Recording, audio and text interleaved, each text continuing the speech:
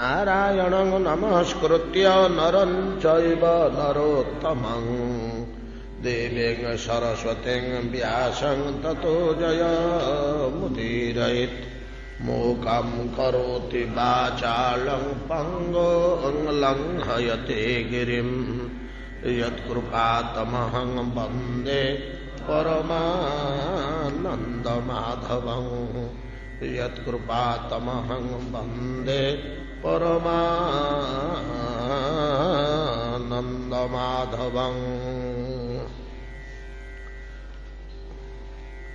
यत्कृपातमहं वन्दे परमानन्दमाधवं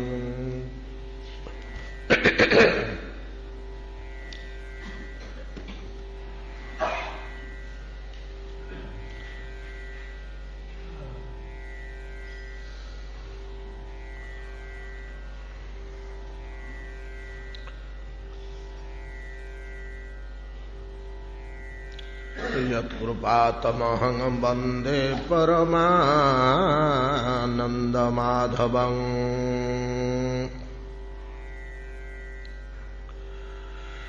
शनैः शनैर्जहुः पङ्कं स्थलान्यामं च विरुध यथा अहं ममता धीरा शरीरादिषु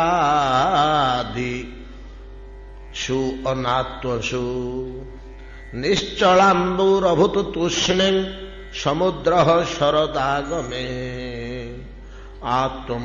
आत्मन्युपरते सम्यक् मुनेर्व्युपरतागमः केदारेभ्यस्तपो गृह्णन् केदारेभ्यस्त्वापो गृह्णन् कर्षका दृढसेतुभिः यथा प्राणैः श्रवत ज्ञानं तन्निरोधेन योगिनः शरदर्कान् सुजानस्तापान् भूतानां उडुपु अहरत् देहाभिमानजं बोध मुकुन्दो व्रजजोषिता खमशोभत निर्मेघं शरत विमलतारकं सत्वजुगतं यथा चित्तं शब्द ब्रह्मार्थदर्शनम्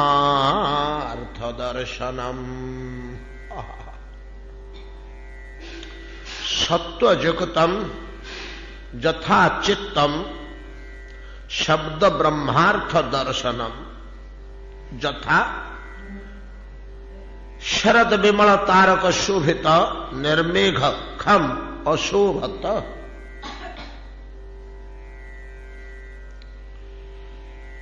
शरत काल रे सूत गोस्वामी कहते मुनिगण शरत काल अभिनव वर्णना श्रवण करंतु निर्मेघ आकाश निर्मल तारकावली क्षुद्र बृहत छोट बड़ अनंत तारका सब मुक्ता कणा भलिया झलमल झलमल झलमल करुछंती अन्यान्य ऋतु मानकरे ये छोट तारका गुड़िक न दोषिले मध्य बड़ तारका गुड़िक दोषंती बड़ तारका गुड़िक दोषंती किंतु तारका गुड़ा केमती चकचकिया दोषंती घिओ बोलिला भलिया शरत ऋतु में जमी दुषंती तारका गुड़िक छोट गुड़ाक न दुषिला ना बड़ गुड़ा तो देखा जाते ना वर्ष सारा एमती चकचक करते तो जमी हीराटे कि माणिक्यटे शाण देदेले से चकचक करे तार ज्योति विकिरण करे सब शाण बसे ना जमी आम छुरी कटुरी शाण दौ शाण उपर थोदेले किसी अंश क्षय हो तार तेज बाहर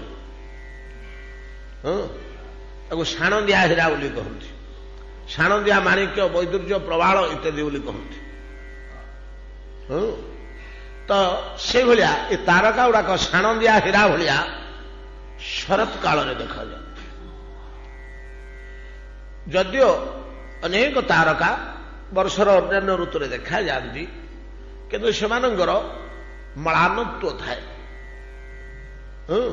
इभलिया चकचकिया न थांती ये शरत कालर शोभा भितर बोध हुए आकाश रे धूली पटल जो तारका माने मलान देखा जाती आउ गोटे कारण मध्य था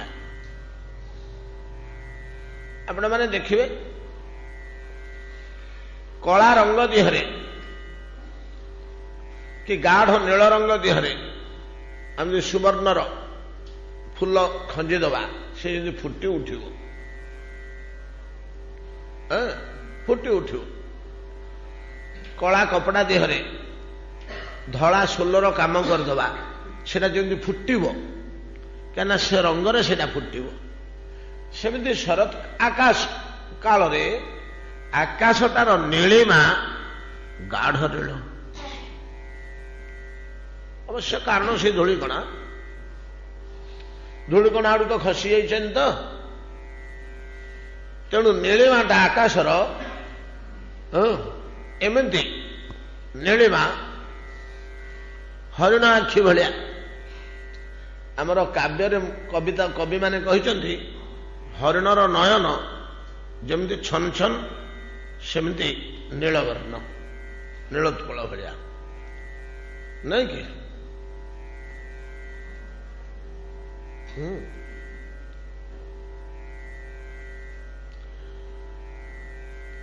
उत्तरे बलांगी मध्य गंगाहार शुण दक्षिणे जल बेणी वर्णे कुरंगी नयन नीलिमा जिणे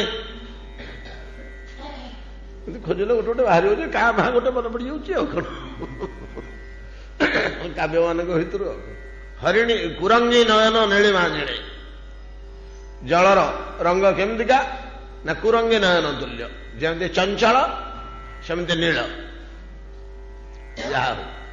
यही आकाशर शोभा गाढ़ नील रे शाणदिया तारका गुड़ाक फुटी उठुंट देखा जाती खम अशोभत शोभा पाइला स्पष्ट आकाश रे स्पष्ट तारका जमी बारी ही जाती शरत काल रे से भलिया सत्वयुक्त चित्तरे वेदार्थ रहस्य स्पष्ट बारी ही जाए सत्वयुक्त चित्तरे वेदार्थ रहस्य स्पष्ट बारी ही जाए चित्तटा सत्वयुक्त हवा दरकार आकाशटा गाढ़ नील हो सीना तारका गुड़ाकर प्रकाश अद्भुत हला चित्तटा सत्ययुक्त शुद्ध निर्मल हो गले वेद भितर लुकायित थिबा रहस्य वेदार्थ समूह बुझी आमे गत दिवस आलोचना करछे परोक्षवाद वेदोयम बाला नाम अनुशासनम वेदटा परोक्षवाद परोक्षवाद रे एक ध्वन्यात्मक भाव थाए एक अंतर्निहित भाव थाए इतरु बाहर थिबा ध्वन्यार्थ भावटा ग्रहणीय नुहे नहीं कि अंतर्निहित फुटु नथुवा प्रकाश पाउनथुवा अनुमान करा जाउथुवा सत्य भावटे ही ग्रहणीय आम से दिन उदाहरण देथिले पिले खेलुथिले संध्या बेले पिता फेरी आसिले भुवनेश्वर कहले खेलुथा आज पाठ पढ़ा हेनी बंद आज रातिटा खेल बेती जाऊ 10टा पर्यंत खेलिया 10टा पर खाई शोई पड़ा नहीं कि ध्वन्यात्मक अर्थ कौन है आज पाठ पढ़ा करनी खेल खाई शोई पड़ किंतु ग्रहण कले कि पिले पिले तो बैट फोपाड़ी देकर जा बही धरी बस पड़े कबाट दर आउजा कर भाई डाकिला रे मो जो कलमटा नहीं पर आणलु पिला कह मुझे जीवन मु पढ़ुची एत कसस पाठ पढ़ारे मुझे जापरि मु पढ़ुची क्या से पिता को जन दूसरी मु पढ़ारे एत मनोयोग संजोग दे भाई कलम मागिले मुझे दवाक जाऊनी तार से आसी नौ मु कहीं पाठ पढ़ा छाड़ी कथाटा बुझंतु ताहले बाह्य ध्वन्यार्थटा अग्राह्य होगला लुकायित थिबा कौन गोटे अर्थ कौन बुझिले पिला माने ताकू प्रमाण करि परिबेनी भाषा को धरले ताकू प्रमाण करि परिबेनी किंतु सेटा को ग्रहण करदेले बैट फोपाड़ी देखिए पाठ पढ़िया को बसिले पिता सेटा कहि नथिले पिता कहिथिले नाही बही फोपाड़ी देखिए बैट तर उल्टा कामटा कले तेणु ये जो सिद्धांत कहला परोक्षवाद वेदोयम बालानाम अनुशासनम अनेक अनेक परोक्ष कथा अच्छी वेदटा परोक्ष कहीं लिखाला सीधासलख कहते तो आम बुझी था करूँ सीधासलख कहते तो आम कर परोक्ष कहीं कहला गोलमालिया भगवान तो कुटिल प्रकृति की तुम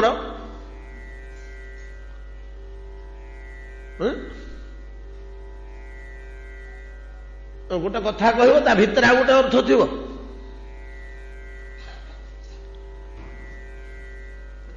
कहीं वेद परोक्षवाद हला स्पष्टवाद कहीं हलानी आमर चारिटा संप्रदाय नहीं कि माध्वाचार्य संप्रदाय रामानंद संप्रदाय रामानुज संप्रदाय हाँ आ विष्णु स्वामी संप्रदाय विष्णु स्वामी रामानुज रामानंद हाँ आ माध्वाचार्य ये चार जन चारिटा संप्रदायर प्रतिष्ठाता या गुरु माने किए माध्वाचार्य ब्रह्मा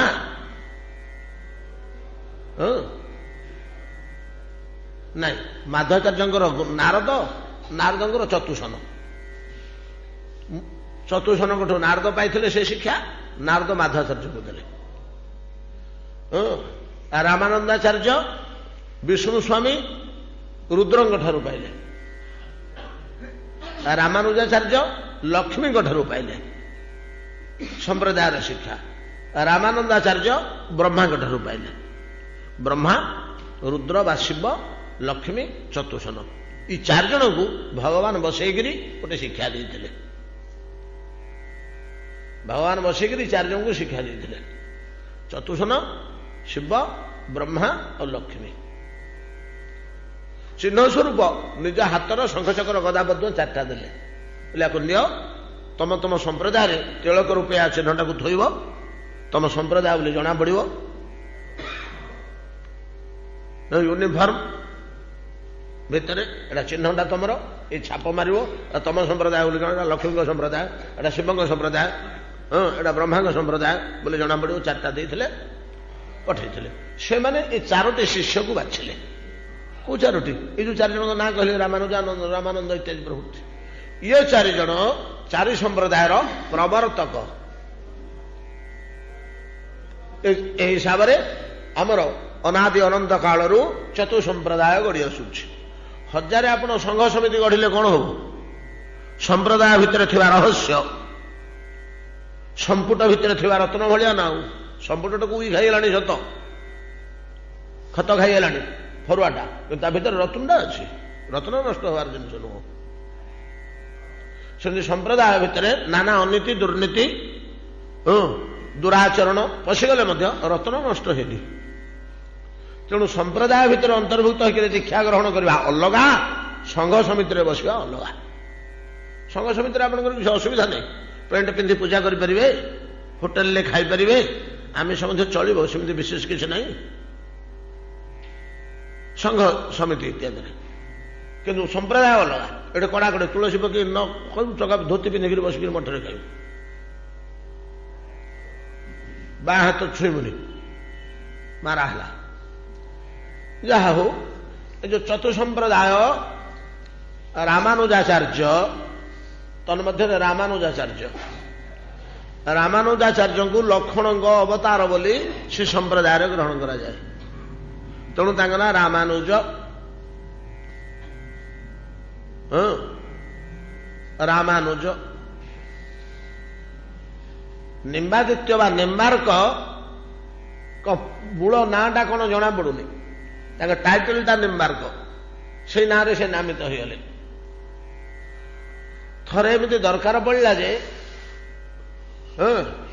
ସୂର୍ଯ୍ୟ ଅସ୍ତ ହେବାକୁ ହବନି, ସୂର୍ଯ୍ୟ ଉଦୟ ହେଇ ରହିବା ଦରକାର ଆଲୋକ ବିକିରଣ କରି। ନିମ୍ବାର୍କଙ୍କୁ ସମସ୍ତେ କହିଲେ ଆଜ୍ଞା ଆପଣ ମହାତ୍ମା ଲୋକ, ଆପଣ ମହାପୁରୁଷ, ଆଉ କ'ଣ କରିବା, ସୂର୍ଯ୍ୟ ଅସ୍ତ ହେଇଗଲେ ଟିକେ ଅସୁବିଧା ହେଉଛି, ସୂର୍ଯ୍ୟଙ୍କୁ ରୋକିବା ଏଇଟା ତ ଉଚିତ କାର୍ଯ୍ୟ ନୁହଁ। ହଉ ପରୋପକାର ପାଇଁ ଯଦି ସୂର୍ଯ୍ୟ ରୋକି ହେବେ ଟିକେ ରହନ୍ତୁ। ହଉ ତମେ ଅପେକ୍ଷା କର। ଗୋଟେ ନିମ୍ବ ଗଛଟେ ସେଠି ଥିଲା, ସେ ନିମ୍ବ ଗଛରେ ଚଢ଼ିଗଲେ, ତାର ଯୋଡ଼େ ଶାଖା ଅଛି, ସେ ଉପରେ ଛିଡ଼ା ହେଇକରି ସୂର୍ଯ୍ୟଙ୍କୁ ପ୍ରଣାମ କଲେ, ସ୍ତବସ୍ତୁତ କଲେ। ସୂର୍ଯ୍ୟ ଅସ୍ତ ହେଇଯାଉଛନ୍ତି। ନିମ୍ବ ଗଛରେ ଚଢ଼ିଲେ ସ୍ପଷ୍ଟ ଦିଶିବେ, ନହେଲେ ବୁଦା ଲଟା ଅଢୁଆଳ ହେଇକି ଦେଖାଯାଉନାହାନ୍ତି। ନିମ୍ବ ଗଛ ଉପରେ ଚଢ଼ିକରି ସୂର୍ଯ୍ୟଙ୍କୁ ଦର୍ଶନ କଲେ, ଦର୍ଶନ କରି ସ୍ତବସ୍ତୁତି କଲେ, ତାର ଦିଟା ଶାଖା ଉପରେ ସେଠି ବସି ପଡ଼ିକରି ମନ୍ତ୍ର ଜପ କଲେ। ସୂର୍ଯ୍ୟ ସେଇଠି ରହିଲେ ଦିଗବଳରେ, ଭିତରକୁ ଯାଇପାରିଲେ ନାହିଁ। ତେଣୁ ତାଙ୍କୁ ନିମ୍ବାର୍କ ବା ନିମ୍ବାଦିତ୍ୟ, ଆଦିତ୍ୟ ବା ଅର୍କ କହିଲେ ସୂର୍ଯ୍ୟ ନାହିଁ କି ବୋଲି କୁହାଯାଏ। ଏଇଭଳିଆ ଏମାନେ ସମସ୍ତେ ଥିଲେ। ସେଥିରେ ରାମାନୁଜାଚାର୍ଯ୍ୟ ଶୁଣୁ ଧରିଥିଲେ, ଭଲ କଥାଟିଏ। ରାମାନୁଜାଚାର୍ଯ୍ୟ ପାଠ ପଢ଼ିବାକୁ ଗୁରୁକୁଳକୁ ଯାଇଥିଲେ। ରାମାନୁଜାଚାର୍ଯ୍ୟ ଗୁରୁକୁଳକୁ ପାଠ ପଢ଼ିବାକୁ ଯାଇଥିଲେ। ସମସ୍ତେ ତ ଯାଆନ୍ତି ସେତେବେଳେ, ବ୍ରହ୍ମଚର୍ଯ୍ୟ ଆଶ୍ରମ ପାଳନ କରି ବେଦାଧ୍ୟୟନ କରନ୍ତି, ଗୁରୁ ଗୃହରେ ରହିକରି ଅରଣ୍ୟ ଭିତରେ ପାଠ ପଢ଼ିଲେ। ପାଠ ପଢ଼ା ଯେତେବେଳେ ସରିଲା,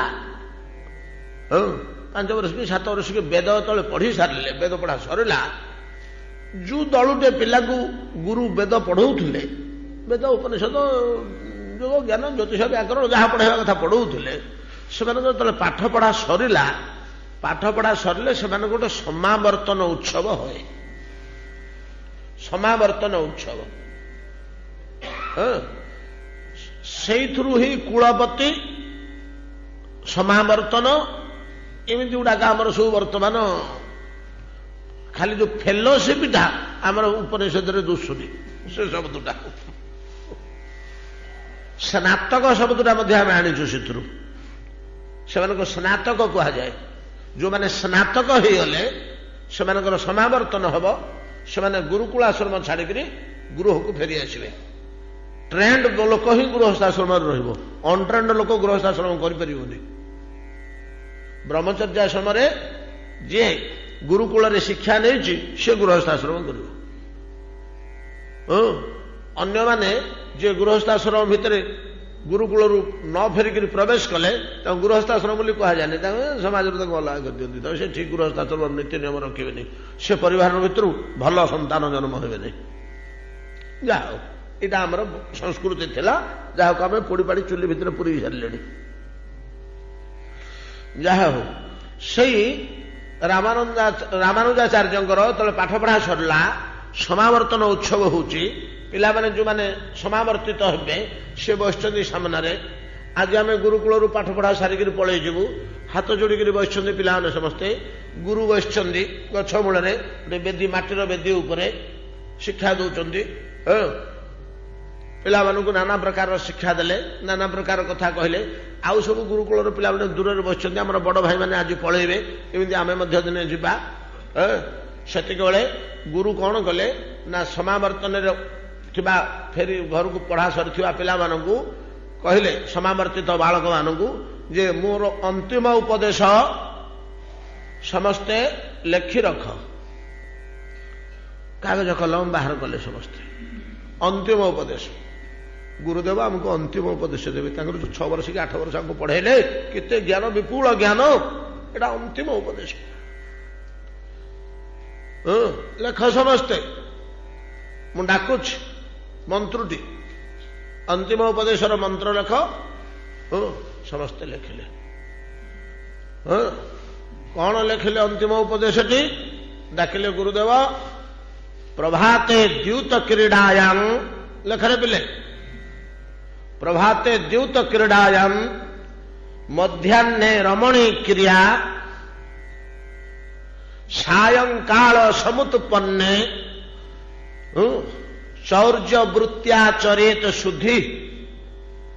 लेखा मंत्र लिखल ठीक लिखल कि नहीं पढ़ तो मुह बुतिक पिला रही लज्जारे एड़े बड़ गुरु एते शिक्षा देले 10 वर्ष कि 12 वर्ष काल पढ़लु आम मैंने प्रवीण विद्वान हेलु वेद वेदांत हेलु ये अंतिम उपदेश बोली गुरुदेव कौन दौरान जोड़ा आम केमी मुहर उच्चारण करूँ।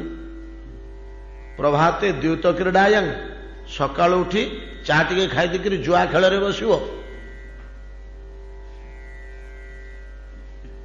प्रभाते द्यूत क्रीड़ायां मध्याह्ने रमणी क्रिया द्विपहरटा रमणी मान सहित हस हस खुशी कटैब। सायंकाल समुत्पन्ने जमी अंधार हम चौर्य वृत्ति आचरित शुद्धि ता खाइब कौन राति पाइले तेणु कौटू हेले चोरी करी आसंता दिन मान खाद्य संग्रह कर।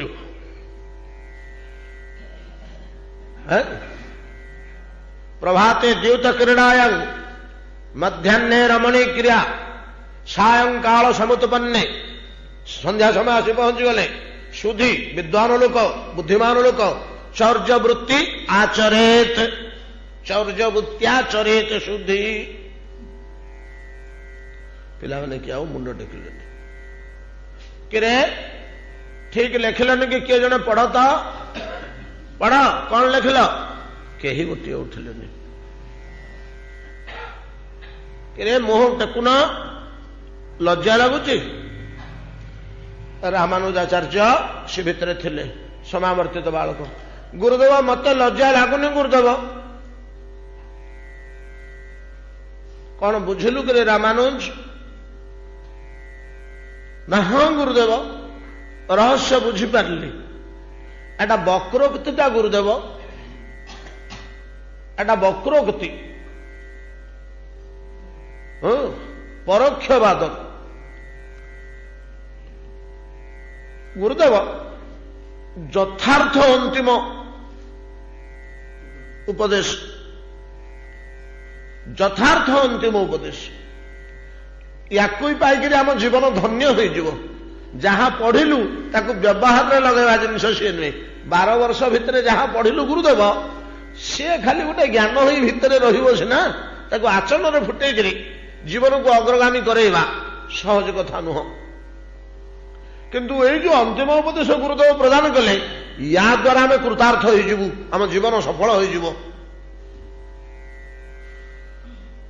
सब पिला मैंने चाहिए कौन तू बुझिलु रे रामानुज कौन तू बुझिलु गुरुदेव पचारे रामानुज बते दे तो पिला मानू तो सांग मानू कौन बुझिलु मत कह तो टे देखा भूल ठीक पढ़ी दे रामानुज पढ़ीदेले गुरुदेव प्रभाते द्यूत क्रीड़ायां मध्याह्ने रमणी क्रिया सायंकाल समुत्पन्ने चौर्य वृत्त्याचरेत शुद्धि। चोरी करिब संध्या हेले कौन बुझिलु गुरुदेव मानव जीवन को मंत्र 3 भाग करचंती 3 भाग करचंती कौन 3 भाग करचंती बाल्य पौगंड कैशोर यौवन प्रौढ़ वार्धक्य जरा एमती 3 भाग करचंती। जीवन प्रभात काल रे अर्थात आद्य काल रे पिला दिने द्यूत क्रीड़ा महाभारत अध्ययन करिवे जुआ खेल उत्पन्न होइथिबा शास्त्र महाभारत अध्ययन करिवे। महाभारत रे सब प्रकार तथ्य निहित अच्छी सब वैषयिक तथ्य विषय को धरिक सेटा रचना होइछि कली झगड़ा भागबंटा नाना प्रकार जिनिष ता भितर रही कूट कपट विश्वासघातकता किंतु जागतिक जिनिष गुड़ाक भितर ज्ञान दिखाई जागतिक विषय वस्तु गुड़ाक ज्ञान दिखाई यहाँ रुचिब पिला दिने आउ कठिन हेले बुझी हेनी जीव तो वैषयिक तेणु प्रभाते द्यूत क्रीड़ायां जीवन प्रथम काल रे महाभारत अध्ययन करेंगे व्यासकृत लक्षे श्लोक जेतोले मध्याह्न समय आसिब यौवन अतिक्रांत प्राय 30, 35, 40 वर्ष है सेतिक बेले रमणी क्रिया रमणी मानकर कार्यरू सृष्टि होइथिबा शास्त्र रामायण अध्ययन करिवे गुरुदेव। ठीक ठीक कहलु रामानुज, ठीक बुझछु किरे रामायणटा कौन रमणी मानकर कार्य कि ना? हाँ गुरुदेव, स्त्री लोक मानकर काम केमिति? हाँ, दशरथ तो पिला छुआ नथिला नथिला से जरता बोली गोटे बेश्या ऋष्य शृंग को आणला पुओ हला। जरता जदि सेतक न करथांता कुरुष शृंग कुड़ीथिले किए जानिथिला तांकु? एक हो जन्म तो हेले हेले, हाँ राम तो जन्म हेले राजकुमार राजा होई थांते, भलमंद जहा होई थांता मनुष्य रूपे थांते, ईश्वर बोली तांकु प्रमाणित कले देवी जानकी धनुर्भंग माध्यम रे। समस्ते जानीगले जे एटा मनुष्य मात्र नुहे, कौन वैशिष्ट्य या भितर अच्छी रमणी क्रिया। आ गोटे रमणी जानकी से राम को प्रमाणित कले जहा हो से मनुष्य हूँ कि ईश्वर हूँ घरे सी ना आमर कौन जाऊँगी से राजा टी निश्चंद बसता सिंहासन बसला बेलू आउ गोटे रमणी मंथरा कई वनवास करेले, नहले तो रामायण उत्पन्न हो जाता से तो बंद होता। समस्ते जन्म हमें राजा हमें देह त्याग करती आमर एत जानवर कौन था किंतु डाइवर्ट होगा गतिविधि पुराण रहस्य दिग परिवर्तन होगा। अरण्य भितर बुलले हाउ 12 वर्ष कि 14 वर्ष बुली बुली बुली बुली बुली तो फिर घर को आसता कुआड़े जाते ता भितर गोटे आउ रमणी जुटिला शूर्पणखा बोली सी कौन करा रका को भिड़ी देला ता जो ना प्रथमे ता साथ देखा नहीं कि लंका रे बोलले आउ नाना प्रकार ये प्रकार ही पुनर्वनवास पर्यंत सबुठी रमणी क्रिया रमणी मानकर आउरी भितर अच्छी बहुत आज्ञा। अहल्या गोटे प्रमाण कर ईश्वर बोली, जानकी प्रमाण कर विश्वर श्रेष्ठ वीर बोली। एमतीका केतक रमणींकर कार्यकलाप जो रामायण शास्त्र सृष्टि, तेणु से कार्य वा क्रिया मध्याह्ने रमणी क्रिया जीवनर मध्य भागरे आद्य भागरे महाभारत द्यूत क्रीड़ा प्रभाते द्यूत क्रीड़ायां मध्याह्ने रमणी क्रिया, मध्यम समय रामायण पाठ करेंगे, सायंकाल समुत्पन्ने चौर्य वृत्त्याचरित सुधी संध्या हला क्षणी चोरी कार्य आरंभ करेंगे। रामानुज कौन बुझिलु रे गुरुदेव? बुझिली या जीवनर अंतिम समय जो महाभारत और रामायण द्वारा ज्ञान परिपक्व होगा से परिपक्व ज्ञान और परिपक्व बयस शौर्य चौर चूड़ामणि भगवान श्रीकृष्ण लीला श्रीमद भागवत बुझी हम ना बुझी हेनी, तेणु जीवनर अंतिम समय श्रीमद भागवत आरंभ करेंगे। ब्रजे वसंत नवनीत चौरम ब्रजांगनानां चदुकूल चौरम अनेक जन्मार्जित पाप चौरम चौराग्रगण्यं पुरुषं प्रपद्ये चोर जार शिखामणि। चौर्य वृत्त्याचरित शुद्धि चौर्य वृत्ति पूर्ण श्रीकृष्णंकर मनोहर लीला तत्व रहस्य श्रीमद भागवत आचरण करिबे। गुरुदेव मु या बुझिली बच्छ दीर्घायु हुआ भागवत कृपा लाभ हो तोर। अरे गध माने बुझिल कि रे? समस्ते तो मुंड टेकिले भाई तू केमिति जानी पकेलु रे? बढ़िया कथा तो। गोटे हुंडा पिलाटे थिला, गुरुदेव आपण सीधा सड़क न कहीकि इमिति बंकईकि कहीं कहले? आम घड़िए पर्यंत किसी बुझीपारे आमको उल्टा पाल्टा लगला जदि सीधासलख कही था से बोल हाँ किए जाने महाभारत पढ़ो रामायण पढ़ो बोलिक से बर्तमान जो ढंगरे कहली तुम मला पर्यंत यहाँ मन मला पर्यंत कौन मन रे कुकालू मले आम आज चर्चा करुचे ए वस्तुटा के जीवंत होगा जीवन प्राथमिक स्तर महाभारत अध्ययन करने उचित मध्याह्न रामायण उचित अंतिम समय भागवत पाठ करने उचित ये जो शिक्षाटी उपदेशटी इटा केड़े अमर होगा जे आज पर्यंत आम बस सभा भितर आलोचना चर्चा करुचे यदि सीधासलख कही था अरे बोले महाभारत पढ़वे पिला दिने मध्याह्न समय रामायण पढ़व शेष बेलू आम जानचु गुरुदेव सीधासलख जोड़े तीन पिला कही था मने मने पार्टी न फटे आम गुड़ा जानचु गुरुदेव पढ़व बोली गुड़ा नहीं कि एथर प्रमाण होउछि जे परोक्ष उक्तिर प्रचंड प्रभाव मनुष्य उपरे रही मनुष्य को बोध करदेवा सहजरे शीघ्र परोक्षवाद जेतिके शक्तिशाली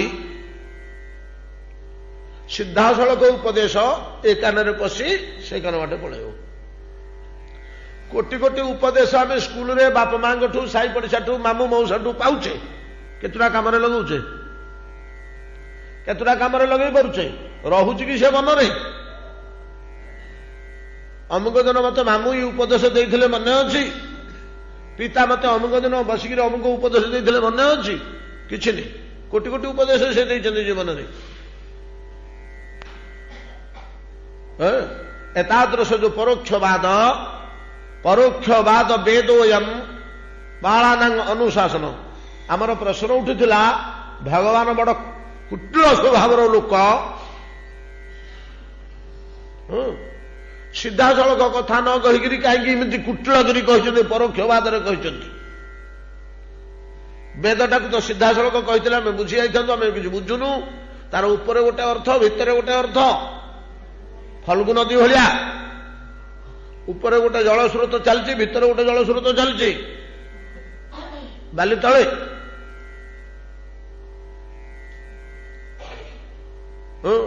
एक ही कथा से तल अर्थटा प्रकृत में कौन अच्छी कि ना हाँ अच्छी ऊपर अर्थटा वैषयिक काली आम आलोचना करते परदिन पुत्र काम जजेत स्वर्ग काम जजेत सत्यम वद धर्मंचर नहीं कि सीधासलख वाक्य पितृदेव भव मातृदेव भव अतिथि देव भव आचार्य देव भव अहिंसा परमो धर्म वेद वाक्य गुड़ाक यू वाक्य गुड़िक यू वाक्य वैषयिक व्यवस्था या तले प्रकृत से जो दुषु नथिबा अनुभव हो नथिबा लुकायित थिबा जेते वेद पढ़ले मध्य सी अर्थटा फुटुनी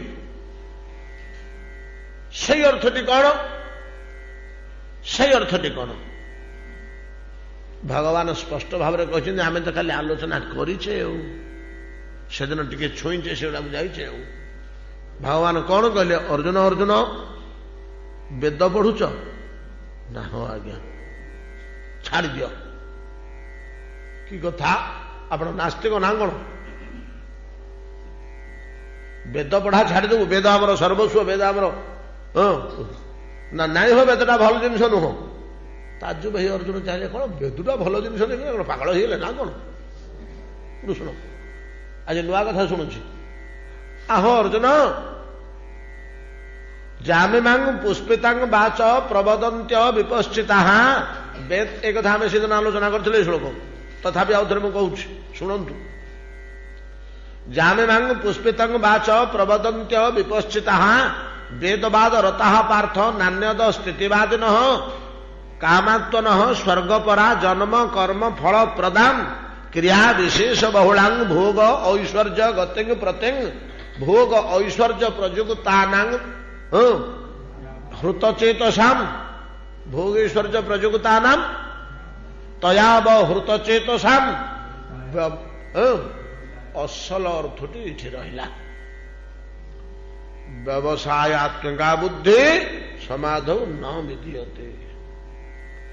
ये वेदर बाह्य अर्थरे तुम मन एकाग्र हब नहीं। व्यवसायात्मिका बुद्धि समाधौ न विधीयते, तुम बुद्धि व्यवस्थित हब नहीं, अव्यवस्थित ही रहिब। व्यवसायात्मिका बुद्धि समाधौ न विधीयते, तुम बुद्धि सुव्यवस्थित हेब नहीं वेदाध्ययन करने द्वारा। केमिति वेदाध्ययन करने द्वारा हेबनी ना नाई हो आज्ञा ताहले कौन वेद छाड़देवी ना मुझे छाड़देवा कथा कहूनी पढ़ला भाया पढ़ आमि वेद को पढ़ी ना केमी पढ़ त्रिगुणा विषया वेदा निस्त्रिगुण्य भवार्जुन निर्द्वंद्व सत्वस्थ निर्जोग क्षम आत्मवान। ये तुमको वेद पढ़ा हम। वेद केमी पढ़ा हम ना ऊपर ठाऊ जाकर पढ़नी जामे मांग पुष्पितांग बाच लतार ऊपर जब फूल मंडी होकर थाए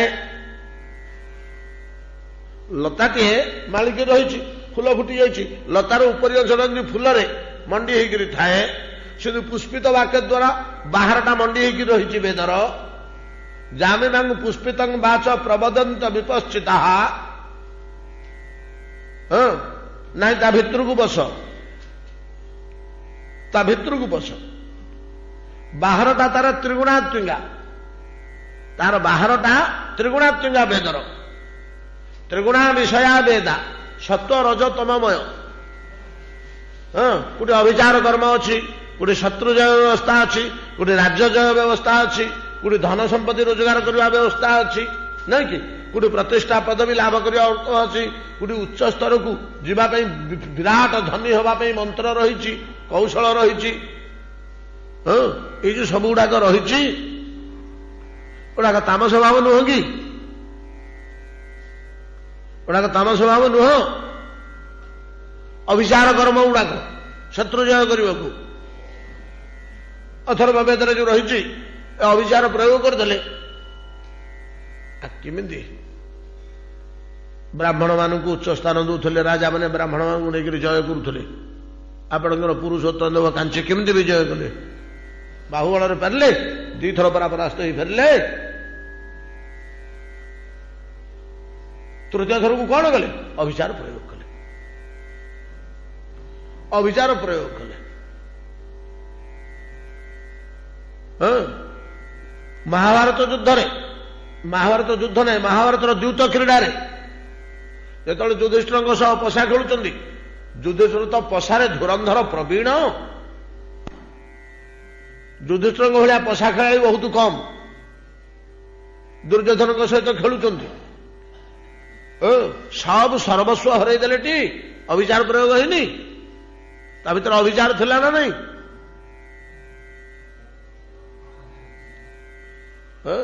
कौन से अस्थि निर्माण होता पशा काठी दिहला पका बोलिया रंग बोलिकी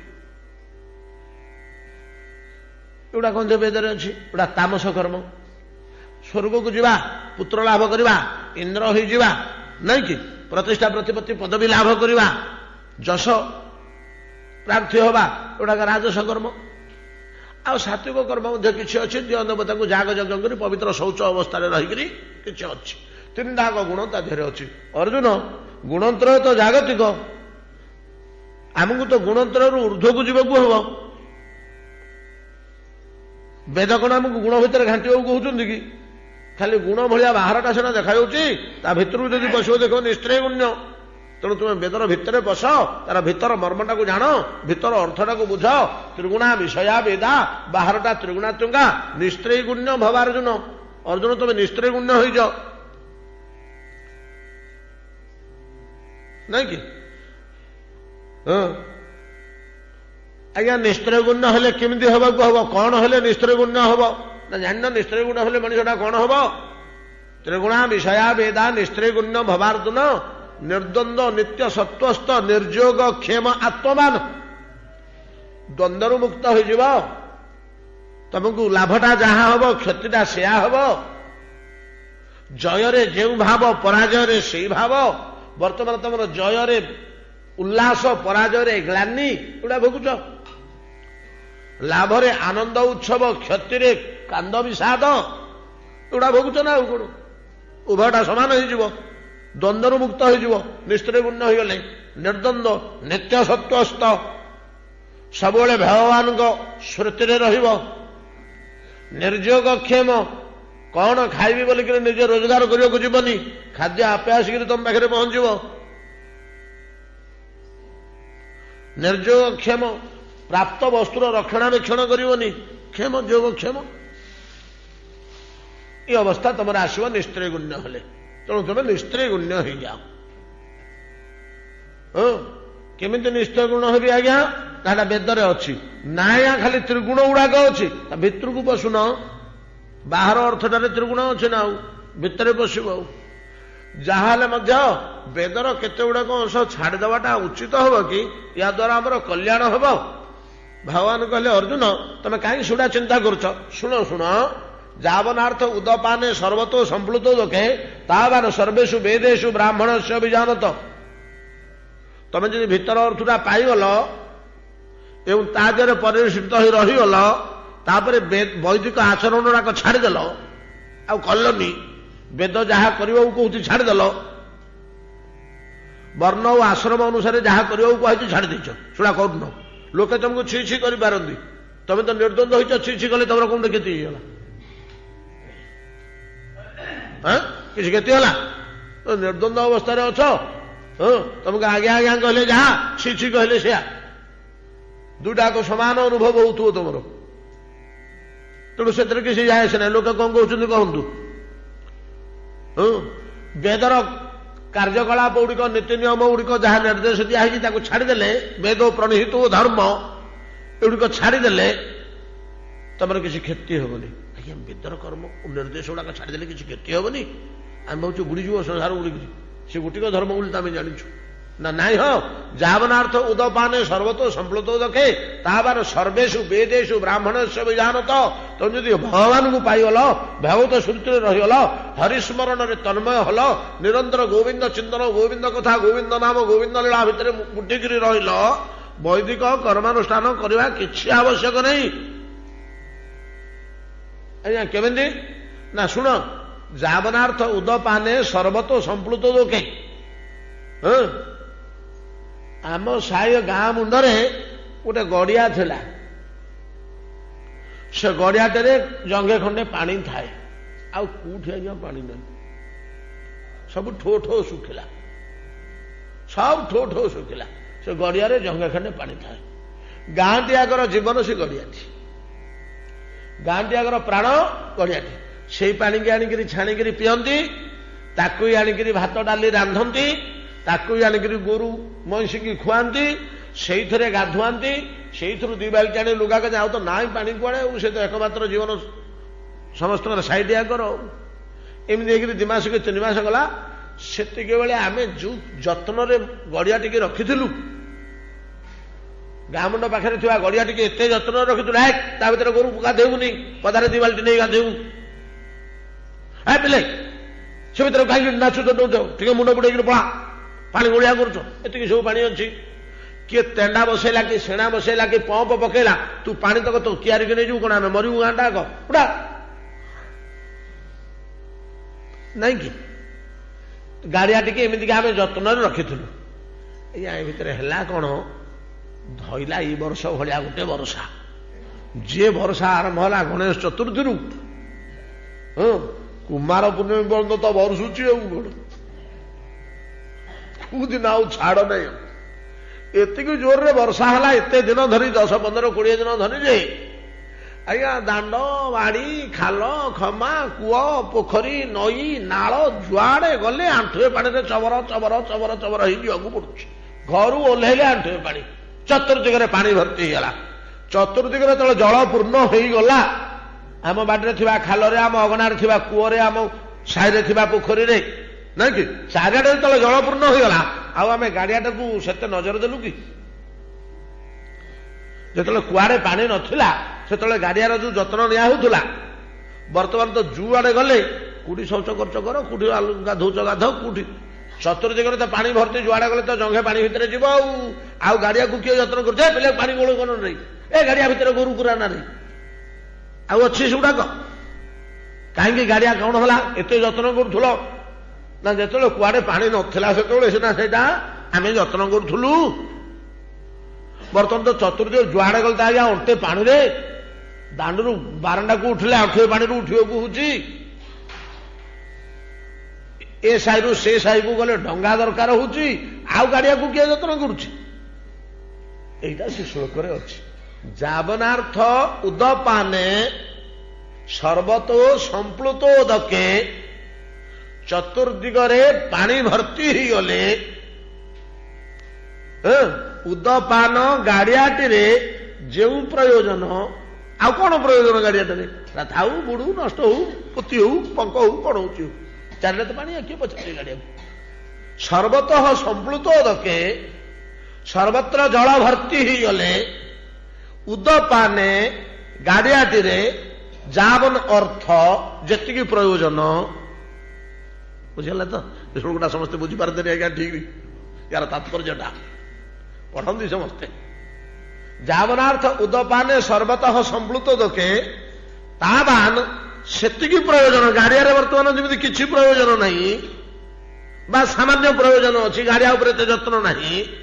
ତାବାନ ସର୍ବସ୍ୱ ବେଦସ୍ୟ ବ୍ରାହ୍ମଣସ୍ୟ ବିଜାନ, ବ୍ରହ୍ମବିଦର ଈଶ୍ୱରବିଦର ବେଦରେ ସେତିକି ପ୍ରୟୋଜନ। ତାର ତ ଚାରିଆଡେ ପାଣି ଭାସୁଛି, ଆଉ ଗାଡିଆକୁ କିଏ ପଚାରୁଛି, ବେଦକୁ କିଏ ପଚାରୁଛି? ବୁଝିପାରିଲେ ଏଇ କଥାଟା?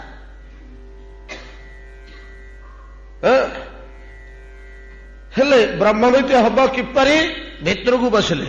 ଏଠି କୁହାଯାଉଛି ବେଦର ପ୍ରକୃତ ମର୍ମାର୍ଥ ଯଦି ପାଇଯିବ, ବେଦ ଯାହା କହୁଛନ୍ତି ଯଦି ସେଟା ପାଇଯିବ, ବେଦର ଆଭ୍ୟନ୍ତରୀଣ ଅର୍ଥଟା ଯଦି ବୁଝିଯିବ, ତାହେଲେ ବାହାର ଅର୍ଥଟା ତମକୁ ଗାଡିଆ ଭଳିଆ ତୁଚ୍ଛ ହେଇଯିବ, ଗାଡିଆ ଭଳିଆ ତୁଚ୍ଛ ହେଇଯିବ। ଯାବନାର୍ଥ ଉଦପାନେ ସର୍ବତୋ ସମ୍ପ୍ଲୁତ ଦକେ ତାବାନ ସର୍ବେଷୁ ବେଦେଷୁ ବ୍ରାହ୍ମଣସ୍ୟ ବିଜାନତଃ। ଏତାଦୃଶ ବେଦର ମର୍ମ, ବେଦର ତାତ୍ପର୍ଯ୍ୟ, ବେଦର ଭିତରିଆ ଅର୍ଥ ଏଟା ଦୁଶ୍ୟନି, ଏଟା ଦୁଶ୍ୟନି ସହଜରେ। କେମିତି ଦୁଷିବ? ସୁଖଦେବ ଗୋସ୍ୱାମୀ କହୁଛନ୍ତି ପରୀକ୍ଷିତ, ବେଦର ଭିତର ଅର୍ଥଟା କେମିତି ଦୁଷିବ ଜାଣ? ବାହାର ଅର୍ଥଟା ସମସ୍ତଙ୍କୁ ଦୁଷୁଛି, ଭିତର ତାତ୍ପର୍ଯ୍ୟ କେମିତି ଦୁଷିବ ଜାଣ? ଖମ ଶୋଭତ ନିର୍ମେଘମ ଶରତ ବିମଳ ତାରକମ ସତ୍ୱଯୋଗତମ ଯଥା ଚିତ୍ତମ ଶବ୍ଦ ବ୍ରହ୍ମାର୍ଥ ଦର୍ଶନମ। ଶବ୍ଦ ବ୍ରହ୍ମ ବେଦ, ତାହାର ଅନ୍ତର୍ନିହିତ ଅର୍ଥ ଦର୍ଶନମ ଦେଖାଯାଏ। କେମିତି ଦେଖାଯାଏ? ନା ସତ୍ୱଯୁକ୍ତ ଚିତ୍ତମ ଯସ୍ୟ ସ ପଶ୍ୟତି, ଯାହାର ଚିତ୍ତ ଅନ୍ତଃକରଣଟା ସତ୍ୱ ଗୁଣରେ ପୂର୍ଣ୍ଣ ହୋଇଗଲା, ରଜତମ ଗୁଣ ନାହିଁ। କାହିଁକି? ପରେ କହିଛନ୍ତି ଆଗକୁ ସତ୍ୱାତ ସଂଜାୟତେ ଜ୍ଞାନମ ରଜୋଷ ଲୋଭମୁଚ୍ୟତେ, ନାଇଁ କି? ନିଦ୍ରା ଆଳସ୍ୟ କଳହମ ତାମସ ପରିଚକ୍ଷତେ। ଯାହାର ତାମସ ଭାବ ହୃଦୟରେ ଥିବ, ସେ ଚଟ କରି କଳି କରିବ, କଟୁ କଥା କହିବ, ଛିଛା କରି ଗାଳି ଦବ, ଘୃଣା କରିବ ଅନ୍ୟମାନଙ୍କୁ, ଛୋଟ ବୁଦ୍ଧି, କୋଉଠି ହିଂସା ବିଦ୍ୱେଷ, ଏଗୁଡାକ ସବୁ ତାର ହବ। ନିଦ୍ରା ଆଳସ୍ୟ କଳହ ତାମସମ୍ ପରିଚକ୍ଷତେ, ନାଇଁ କି? ଆଉ ଯାହାର ରଜଗୁଣ ହୃଦୟରେ ଥିବ, ମୋ ଘର କେମିତି ବେଶୀ ସମ୍ପତ୍ତି ହବ, ମୋର କେମିତି ବେଶୀ ପିଲା ଛୁଆ ଜନ୍ମ ହେବେ, ମୋର କେମିତି ବହୁତ ଖାଦ୍ୟପେୟ ଜମା ହବ ମୋ ଘରେ, ମୋର ଧନ ସମ୍ପତ୍ତି କେମିତି ବଢିବ, ଖାଲି ମୋର ମୋର ସେ ହବ।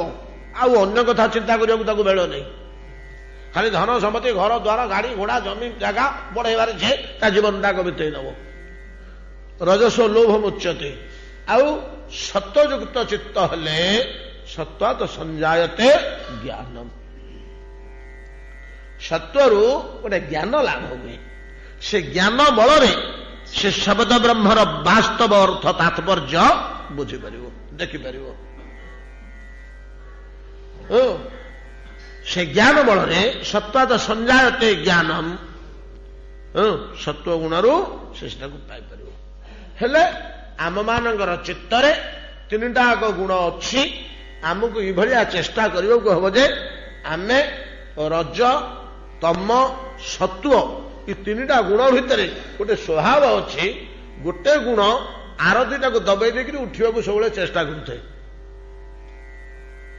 ସତ୍ୱ ରଜତମକୁ ରଜତମ ଚାଭିଭୂୟ ସତ୍ୱଂ ଭବତି ଭାରତ। ରଜ ସତ୍ୱତମକୁ ଦାବି ଦେଇକିରି ଉପରୁ ଉଠିବାକୁ ଚେଷ୍ଟା କରୁଥାଏ। ଏଇଟା ସେମାନଙ୍କ ନୈସର୍ଗିକ ସ୍ୱଭାବ। ତମ ସତ୍ୱ ରଜକୁ ଦାବି ଦେଇକିରି ନିଜ ଉପରକୁ ଉଠିବାକୁ ଚେଷ୍ଟା କରୁଥାଏ।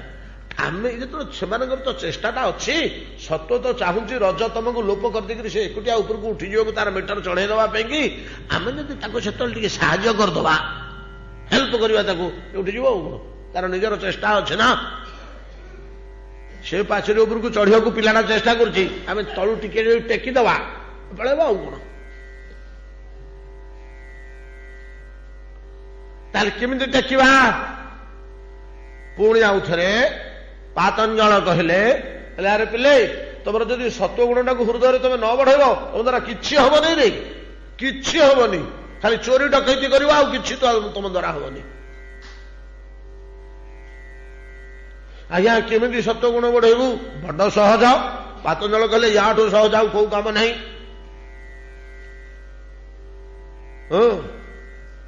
ୟାଠୁ ସହଜ ଆଉ କିଛି ନାହିଁ। ଆଜ୍ଞା କଣ ଆମକୁ ଟିକେ ବତେଇ ଦେଲେ? ନା ବତେଇବି।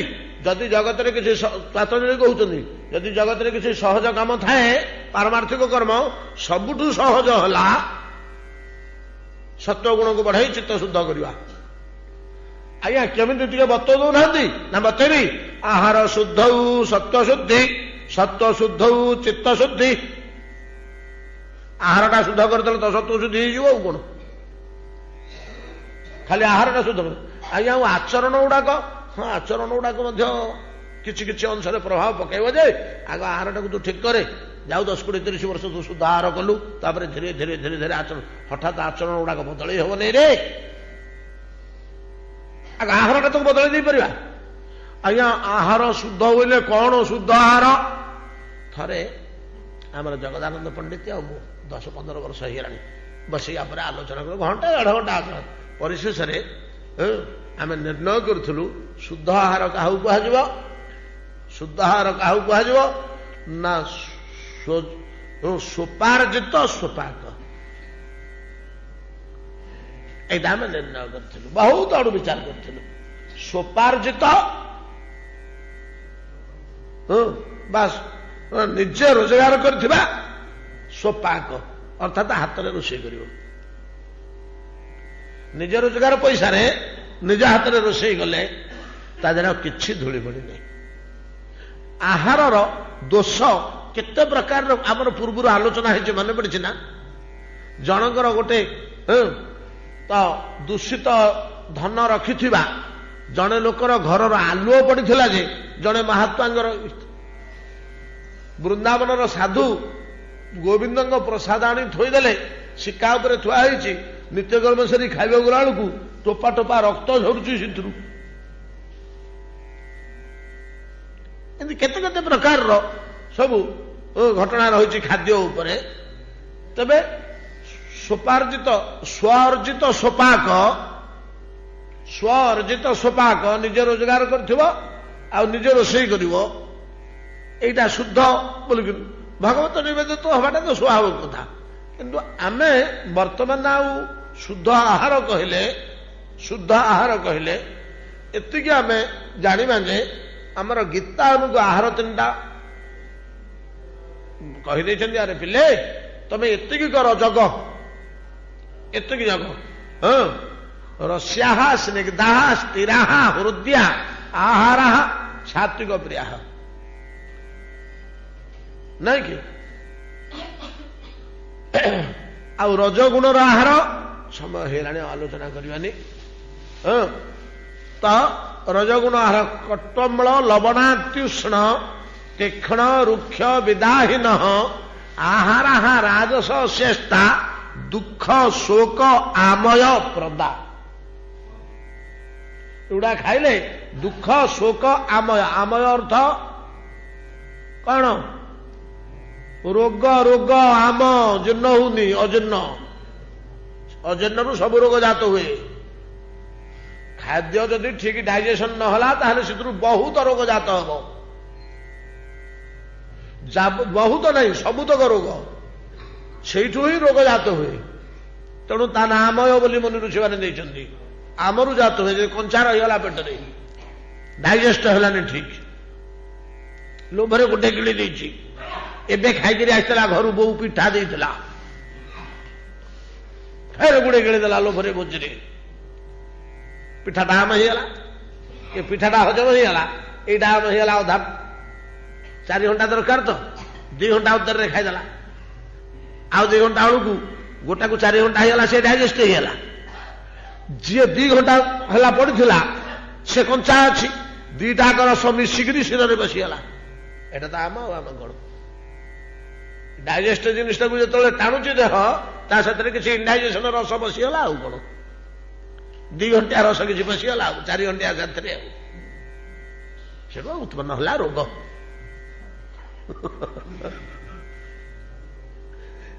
ତେଣୁ ଆମ କହିଲେ କଞ୍ଚା, ଅପରିପାକ, ତେଣୁ ରୋଗର ନାମ ହଉଛି ଆମୟ। 3ଟା ଜିନିଷ ମିଳିବ। ଏ 3ଟା କିଏ ଖୋଜୁଛନ୍ତି କି? ବୋଇଲେ ଗୋତା ବତେଇ ଦେଇଛନ୍ତି, ସହଜରେ ମିଳିବ। କୋଉ 3ଟା? ଦୁଃଖ ଶୋକ ଆମୟ, ରୋଗ। କାର ଦରକାର? କାର ଯଦି ଦରକାର, ଗୀତାର ଏଇ ବାକ୍ୟଟି ମାନନ୍ତୁ। କେମିତି ମାନିବୁ? ନା ଦିନକୁ 5ଟା 7ଟା 10ଟା ପର୍ଯ୍ୟନ୍ତ କଞ୍ଚା ଲଙ୍କା ଖାଇବେ। ଭଲ ଅଭ୍ୟାସ ହେଇଗଲେ ବାଡିରେ ସୂର୍ଯ୍ୟମୁଖୀ କଳା ମରିଚ ଲଗେଇବେ।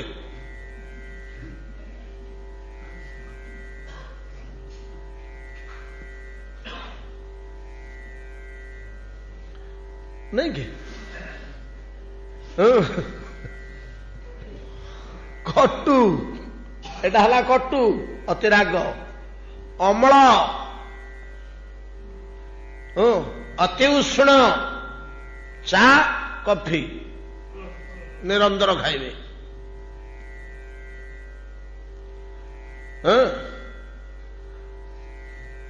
ତ କଟମ୍ଳ ଆଉ ଲବଣ, ପ୍ରଥମରୁ ତ ଲୁଣ ପକେଇ ଦେଇଥିବ ଚାଖିବା ପୂର୍ବରୁ ତରକାରୀରେ ଟିକେ, ଆଉ ମୋର ଚଳିବ, ମୁଁ ଲୁଣ ନ ପକେଇଲେ କୋଉଥିରେ ଖାଏନି। ଆଉ ସେ ଲୁଣିଆ ହଉ ଅଲଣା ହଉ, ମୋର ଲୁଣ ଟିକେ ପଡିବ। କଟମ୍ଳ ଲବଣ।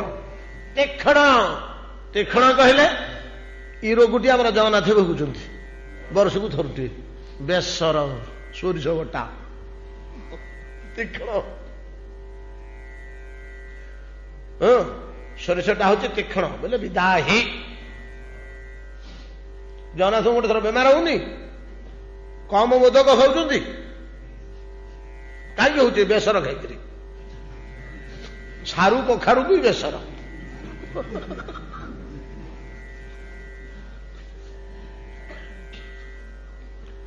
କଟମ୍ଳ ଲବଣ ତୀକ୍ଷ୍ଣ, କଟମ୍ଳ ଲବଣ ଅତି ଉଷ୍ଣ, ଅତି ଉଷ୍ଣ, ତୀକ୍ଷ୍ଣ, ରୁକ୍ଷ, ଶୁଖିଲା ମୁଖିଲା ଜିନିଷ ଗୁଡାକ, ଏଟା ଚିକଣ ନୁହଁ।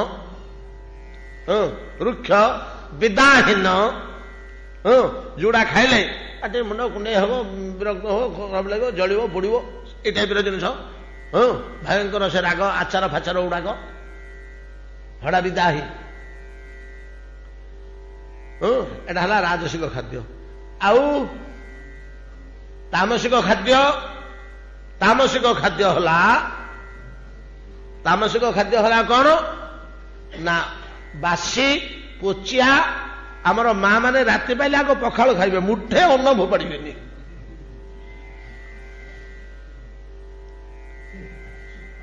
ନା ସେଗୁଡ଼ା ନୁହଁ, ସେଟା ଯିବନି ଏଥିରେ। ନାଇଁ ମାଛ ଶୁଖା ଯିବନି ଏଥିରେ, ନାଇଁ ଏଥିରେ, ହଁ ଏଥିରେ ଯିବନି। ସେଟା ଗ୍ରାହ୍ୟ। କେମିତି ଗ୍ରାହ୍ୟ ମୁଁ କହିବି। ହଁ ତାମସିକ ଖାଦ୍ୟ କୋଉଗୁଡାକ? ଅମେଧ୍ୟ। ଏବେ ମୁଁ ଅମେଧ୍ୟ କହୁଛି, କଣ ସେଟା? ଉଚ୍ଛିଷ୍ଟ। ଆପି ଚାମେଧ୍ୟ। ମାଛ ମାଂସ ପ୍ରଭୃତି କଥା କହିଲେନି। କାହିଁକି ନା ସେଟା ଅମେଧ୍ୟ ଭିତରେ ଯାଉଛି, ଅର୍ଥାତ ଖାଦ୍ୟ ଭିତରେ ସେଟା ଗଣା ହିଁ ହେଉନି, ସେଟା ଅଖାଦ୍ୟ, ଅମେଧ୍ୟ। ଅମେଧ୍ୟ କହିଲେ କଣ? ଅଖାଦ୍ୟ ନୁହଁ। ଅମେଧ୍ୟ କହିଲେ ଘରେ ପୁରେଇବାକୁ ହବନି, ତମର ଚୁଲି ହାଣ୍ଡି ମାରା ହେଇଯିବ। ଦେହ କଥା ଛାଡ, ଘର ଦ୍ୱାର ମାରା ହେଇଯିବ। ସେଗୁଡାକ ଘରେ ପୁରେ। ଅମେଧ୍ୟ କହିଲେ କଣ? ଯୋଉଟା ରାନ୍ଧିବାକୁ ମନା। ଅମେଧ୍ୟ କହିଲେ ଅଖାଦ୍ୟ ନୁହଁ, ଖାଇବାକୁ ମନା କଥା ହଉନି, ସେଟା ଅମେଧ୍ୟ। ଘରେ ତ ରନ୍ଧା ହବନି, ଆଉ ଖାଇବା କଥା ଦୂରେ ଥାଉ। ତର ଘର ଦ୍ୱାର ମାରା ହେଇଯିବ ବୋଲି କହୁଛନ୍ତି ଗୀତା। ନୁହେଁ କି? ଗୋଟେ ଗୋଟେ ଲୋକ ଘରକୁ ପଶିଲା ବେଳକୁ ଅଣ୍ଡା ଭାଜୁଥିବେ, ଯୋଉ ଦୁର୍ଗନ୍ଧ ଅଛି ଭିତରେ। ଆଉ ଘର ଦ୍ୱାର ମାରା ହଉନି, ଲୁଗାପଟା ଗନ୍ଧ ହଉଛି।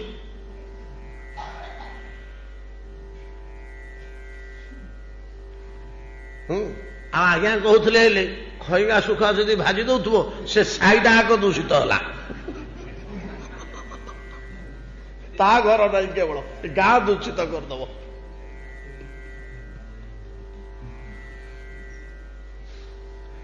ଯାହା ହଉ, ଏଟା ହେଲା ତାମସ ଖାଦ୍ୟ। ତେବେ ଏଗୁଡାକ ଭିତରେ ଆମେ ଏତେ ପଶିପାରିବାନି। ଆମେ ଏତିକି ନିୟମ ରଖିବା ସାତ୍ବିକ ଖାଦ୍ୟ ପାଇଁ।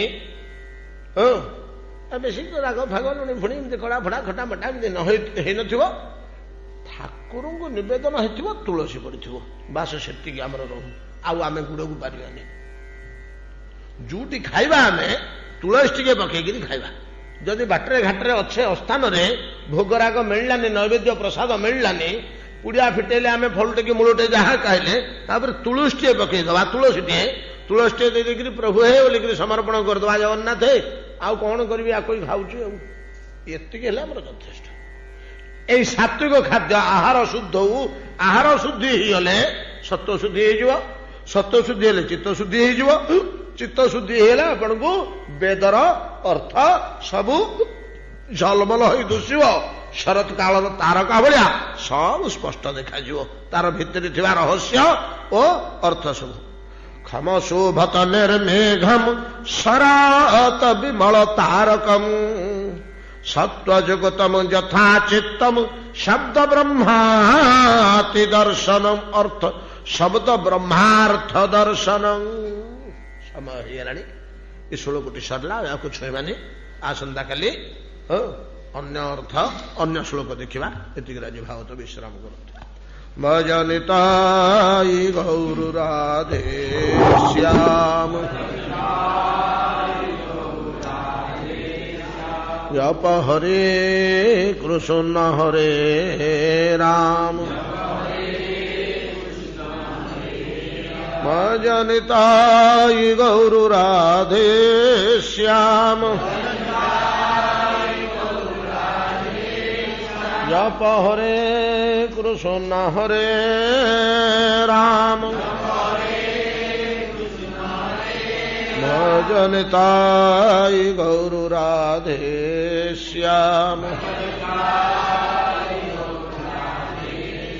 জপ হরে কৃষ্ণ হরে রাম